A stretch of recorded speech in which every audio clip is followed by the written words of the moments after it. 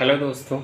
पीछे के दिनों में हमने एक सीरीज के जैसा स्टार्ट किया अपने यूट्यूब चैनल पे, जिसमें हमने भारत बांग्लादेश रिलेशंस के बारे में बात किया।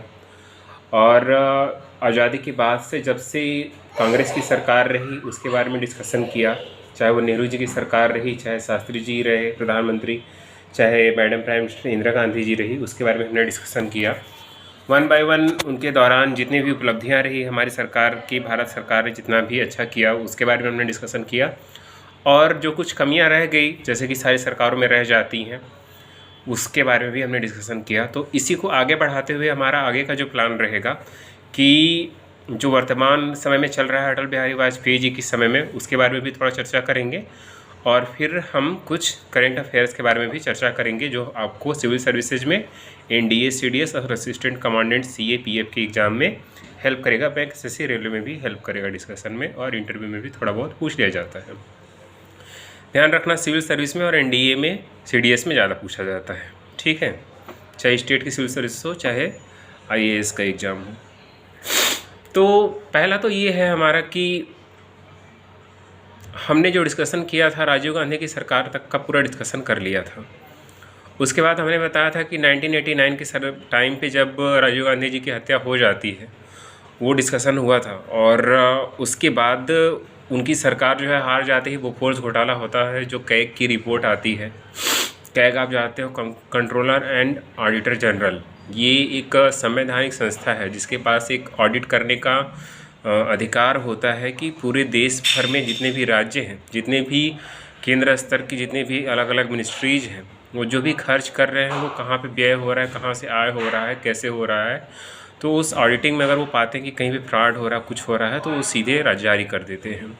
और सन 2005 से तो आप जानते हो कि आरटीआई जब से आया है, तो आरटीआई के आने के बाद से, पहले तो न्यूज़पेपर्स में प्रकाशित होता था, अब आरटीआई के आने के बाद से व्यक्तिगत रूप से भी आपको जानकारी को मांग सकते हो कि आपकी जो रिपोर्ट आई है किसी मिनिस्ट्री से रिलेटेड क्या रिपोर्ट है, उस रिपोर्ट को आप जो है हमें दे दीजिए, हम जानना चाहते हैं, ठीक है। तो कैग की रिपोर्ट के दौरान जो बोफोर्स घोटाला हुआ था वो एक तोप का सौदा था, जिसमें डिफेंस के कुछ लोग और सरकार की मिनिस्ट्री के कुछ डिफेंस मिनिस्टर, ऐसे कुछ लोग जो है मिले हुए थे, ऐसा बताया जाता है। उसकी वजह से कांग्रेस की सरकार जो है नहीं जीत पाई आने वाले चुनाव में। वीपी सिंह सरकार में जीतते हैं। और हमने बात करी थी कि ओबीसी आरक्षण की बात हुई थी। फिर उसके बाद एमपी साहनी केस, जिसमें सुप्रीम कोर्ट ने ये बोला कि 50% से ज़्यादा कोटा किसी भी हालत में नहीं होगा। डीयू, जेएनयू और Hyderabad university, Jadavpur university, Kolkata university, BHU, बहुत सारे यूनिवर्सिटीज़ में देश के बहुत सारे लड़कों ने आपस में एक दूसरे से हिंसा विरोध प्रदर्शन हुआ, और बहुत सारे लोगों ने विरोध किया, सड़कों पे मार्च किया। दिल्ली के विश्वविद्यालय में पहली बार किसी ने अपने आप को आग लगा ली। और ये सब देखते हुए पूरे देश भर में 3-4 युवकों ने बहुत शुरुआत में ही आग लगा ली। उसके बाद बहुत जगह भी गोलीबारी भी हुई, बट वीपी सिंह हिले नहीं, डिगे नहीं अपने बात से, और उन्होंने वो जो था उस रिपोर्ट को लागू करा। उस रिपोर्ट को लागू करने के बाद 27% आरक्षण ओबीसी को है, और आप जानते हो कि 14% आरक्षण और ये एससी एसटी दोनों मिला करके लगभग 21-22% आरक्षण इन लोगों को है। लगभग 49 to 50% आरक्षण है, और 50% ऐसे है। 2019 के टाइम पे 2019 के टाइम से आप जानते हो कि EWS एक आया, इकोनॉमिकली वीकर सेक्शन। सोसाइटी में एक नया बदलाव आया, एक बातचीत उभरी कि भाई सारे जो गरीब हैं वो केवल ओबीसी में और एससी एसटी में तो है नहीं, जो जनरल कैटेगरी के लोग हैं उसमें भी गरीब लोग आते हैं, चाहे वो ब्राह्मण हो, चाहे क्षत्रिय हो, चाहे किसी भी कास्ट के हों, ठीक है। तो इसलिए उन्होंने ये रखा उसमें कि 8 बीघे से कम, 8 बीघे ज़मीन हो आपकी या 8 बीघे से कम हो, ठीक है, 8 बीघा नहीं होना चाहिए मतलब, और 5 एकड़ से कम, ठीक है। तो 5 एकड़ में 1.6 बीघा के आसपास आता है। और फिर 1000 स्क्वायर फीट रखा शहरों में कि उससे कम आपका होना चाहिए। और फिर रखा कि पेमेंट जो है, पेमेंट आपकी एनुअल 8 लाख से कम होनी चाहिए।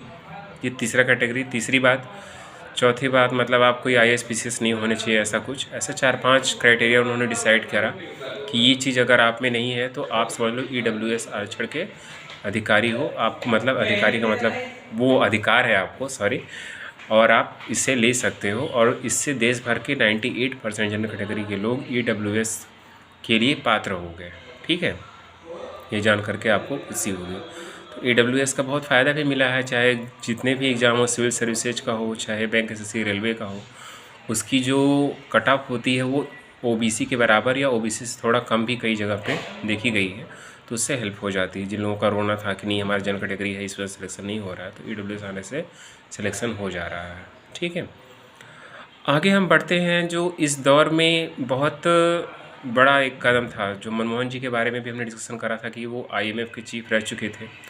फिर उसके बाद फाइनेंस मिनिस्टर का भी काम उन्हें मिला और भारत में उन्होंने काम किया इसको लेकर के। फाइनेंस मिनिस्टर के VP सिंह जो है प्रधानमंत्री थे, उन्होंने उनको पूरी फ्रीडम दी कि आप जैसे भी करके देश की वित्तीय स्थिरता को संभालो करो। तो उस टाइम अमेरिका की तरफ से और वैश्विक समुदाय की तरफ से एक दबाव भी था कि भारत को अपना मार्केट ओपन करना था। इसके पहले madam prime minister Indira Gandhi ji ने क्या कर दिया था कि एक छोटी सी सुई से लेकर के हवाई जहाज़ तक बनाने तक, ठीक है, सब कुछ सरकारी कंपनियां बनाएंगी, सब कुछ सरकारी कंपनियां बनाएंगी। ठीक है, बट अब वहाँ से क्या हुआ कि प्राइवेटाइजेशन हुआ। तो मैंने जो बताया 137 साइन से घटा करके आज के ज़माने में 29 साइन करनी होती है। ठीक है, वो चीज़ किया गया, privatisation, globalisation and liberalisation, LPG, liberalisation, privatisation, globalisation model लागू किया गया। और धीरे धीरे हुई, एकाएक से लागू नहीं किया गया, धीरे धीरे करके लागू करने का प्लानिंग किया गया। और उस टाइम से लेकर के आज तक बहुत ईजी कर दिया गया बिजनेस करना। पहले भारत में बिजनेस करना बहुत ही टफ होता था। जो लोग बिजनेस खानदान परिवार से रहते थे वही लोग कर पाते थे। हम जैसे लोग जो छोटे मोटे तबके से हैं, गरीब से हैं, ग्रामीण गरीब किसान हैं, वो लोग नहीं कर पाते थे। ठीक है, तो ये चीज़ किया गया। अब वहाँ पे मनमोहन जी ने ये चीज़ करा कि जो लाइसेंस राज था, एक लाइसेंस देने का सिस्टम होता था, वो हटा दिया। जो बहुत सारे IAS PCS अफसर थे, ये केवल साइन करने के नाम पे बहुत ज़्यादा घूसखोरी करते थे, वो भी हटा दिया गया कि नहीं इतना ज़्यादा नहीं कर पाओगे आप, अब आप कर ही नहीं पाओगे। इस तरीके से करने की कोशिश करा इन्होंने। और प्राइवेट कंपनियों को ज़्यादा से ज़्यादा इन्होंने लिबर्टी देने की कोशिश करी सरकार की तरफ से भी कि हाँ आप जो है चाहो तो बना सकते हो। जैसे आप जानते हो कि एक एग्जांपल के तौर पर ले लेते हैं DRDO, DRDL, Hindustan aeronautical limited. Hindustan aeronautical limited क्या करती है कि जितने भी हमारे एयरफोर्स के जहाज़ हैं या फिर और भी जहाज़ हैं, उनको बनाने में, उनको मैन्युफैक्चर करने में, उनको रिपेयर करने में हेल्प करती है, काम करती है। इनका HAL का काम है। DRDO का काम है कि डिफेंस के जितने भी वेपन्स वगैरह हैं उसको रिपेयर करना, उसको नया बनाना और अपने तरफ से कुछ नवाचार करना, इन्वेंशन करना। DRDL के बारे में भी वो एक लेबोरेटरी है, वहाँ पे रिसर्च होता है। इसरो के बारे में आप जानते ही होंगे कि स्पेस के लिए करता है। भाभा को आप जानते होंगे कि न्यूक्लियर के लिए करता है। TIFR के लिए आप जानते होंगे कि फंडामेंटल पे वो रिसर्च करता है। और TIFR के 7 ब्रांचेज हैं। 7 ब्रांचेज होने का मतलब है कि फिजिक्स, केमिस्ट्री, मैथमेटिक्स, बायोलॉजी अलग अलग ऐसा करके वो उस पर रिसर्च करते हैं। और इसी तरीके से देश में इस टाइम पे कम से कम 5-6 IISER है, वो भी अच्छा रिसर्च करते हैं। एक हरिश्चंद्र रमन्ना इंस्टीट्यूट है इलाहाबाद में, वो भी बहुत अच्छा रिसर्च करता है। IISc बेंगलुरु पूरे भारत में नंबर 1 पे है रिसर्च पे। तो मतलब मैं बताता जा रहा हूँ कि ये लोग रिसर्च अच्छा करते हैं। तो वो 5 साल जो सरकार रही उस टाइम तक उनके सरकार में मनमोहन जी ने काफ़ी अच्छी अहम भूमिका निभाई। मनमोहन जी की भूमिका के रूप में जो एक फाइनेंस मिनिस्टर के तौर पे ये ज़्यादा बोलते नहीं थे, बहुत ज़्यादा मतलब कि पॉलिटिक्स नहीं करते थे, ज़्यादा से ज़्यादा ये काम पे ध्यान देते थे। और इन्होंने देश की आर्थिक व्यवस्था को सुदृढ़ करने के लिए हर संभव प्रयास करा और काफ़ी हद तक उसमें सफल भी रहे। फिर उसके बाद की सरकारें जो आई वो मतलब कोई सरकार 6 महीना, कोई साल भर, कोई ऐसे करके चल रही थी। एक बार अटल जी 13 दिन के लिए बने कि 11 दिन के लिए बने, एक बार फिर 13 महीने के लिए बने और फिर एक बार करके 5 साल के लिए बने। तो जो 5 साल के लिए बनते हैं, 5 साल के लिए 1999 से 2004 तक बने थे।